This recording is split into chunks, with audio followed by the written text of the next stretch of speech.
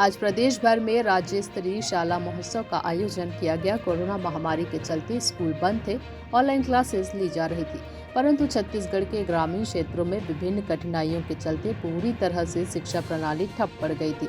ऐसे में बच्चों को फिर से शिक्षा से जोड़ने के लिए नए सत्र की शुरुआत शाला प्रवेश महोत्सव का आयोजन करके किया गया, जिसमें मुख्य रूप से बस्तर संभाग के नारायणपुर, सुकमा, बीजापुर, दंतेवाड़ा जिलों के संवेदनशील ग्रामीण क्षेत्र जो विशेष रूप से नक्सल समस्याओं से जूझ रहे हैं, जहां आज भी आधारभूत सुविधाओं की कमी है।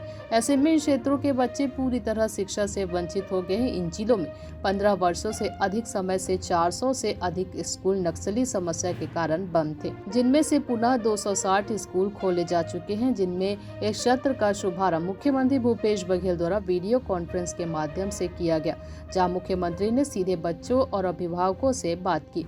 शाला प्रवेश महोत्सव के अवसर पर बच्चों के साथ शिक्षक, अभिभावकों सहित जिले के अधिकारी और जनप्रतिनिधि उपस्थित रहे, जहां बच्चों को तिलक लगाकर और मिठाई की, बच्चों को यूनिफॉर्म और पुस्तकें प्रदान की। नारायणपुर से अलसाब्रीन नाज कुरैशी की रिपोर्ट।